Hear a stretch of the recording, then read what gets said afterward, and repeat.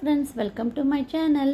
இன்றைக்கி முளைக்கட்டின கம்பு மாவில் தான் ஒரு இனிப்பு உருண்டை பண்ண போகிறோங்க.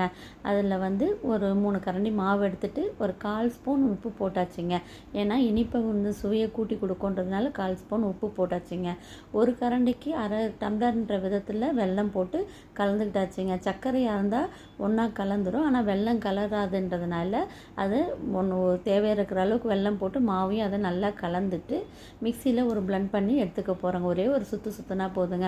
அது எல்லாமே ஒரு சேர கலந்து வரும்ன்றதுனால அது போட்டு அங்கங்கே வெள்ளம் நிற்காமல் இருக்கிறதுக்காக இது போட்டு எடுத்துக்கிறதுங்க.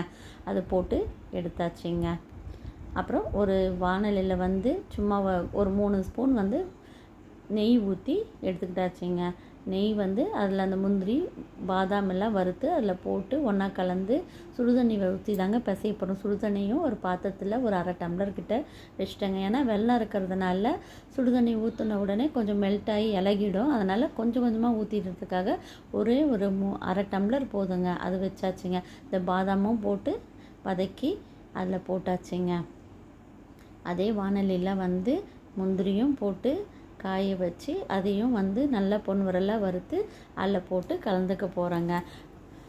கம்பு பெரும்பாலும் கொழுப்பை கரைக்கும்னு சொல்லுவாங்க. சிறுதானிய உணவுகளில் ஹைலைட்டுங்க. இது அடிக்கடி நல்லா சேர்த்துக்கிட்டால் உடம்புக்கு ரொம்ப பலமும் கூடும், பசங்களுக்கும் உடம்புக்கு ரொம்ப நல்லதுன்றதுனால இது அடிக்கடி சேர்த்துக்க வேண்டியது தாங்க. எங்கள் வீட்டில் சிறுதானிய உணவுக்கு நிறைய முக்கியத்துவம் உண்டுங்க. ஒவ்வொரு வெரைட்டி இருக்குது. இந்த கம்புலேயே நிறைய வெரைட்டி இருக்குது. நான் அதுக்கப்புறம் ஒவ்வொரு வீடியோவாக போடுறேன் பாருங்கள். முதல்ல கம்பு கொழுக்கட்டை போட்டிருக்கேன். இதே முளைக்கட்டின பயிரில் கம்பு கொழுக்கட்டையே போட்டிருக்காங்க. அதுலேயே இந்த டிஷ் இனிப்பு உருண்டைங்க. இந்த முந்திரியும் பாதாமும் போட்டாச்சுங்க. அதை நல்லா கலந்து வர மாதிரி கலந்து விட வேண்டியது தாங்க.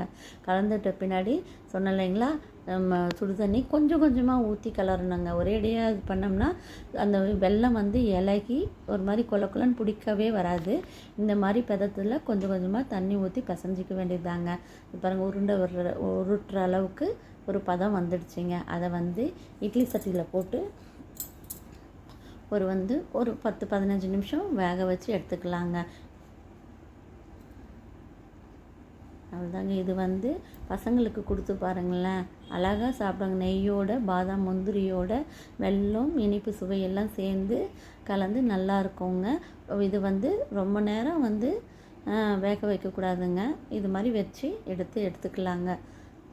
இந்த டிஷ் பசங்களுக்கு கொடுங்களேன், அவங்க சூப்பராக சாப்பிடுவாங்க. இந்த டிஷ் எப்படி இருக்குன்னுட்டு டேஸ்ட் பண்ணி பார்த்துட்டு செஞ்சு பார்த்துட்டு கமெண்ட் பண்ணுங்கள், ஷேர் பண்ணுங்கள், லைக் பண்ணுங்கள், சப்ஸ்கிரைப் பண்ணுங்கள். தேங்க்யூ.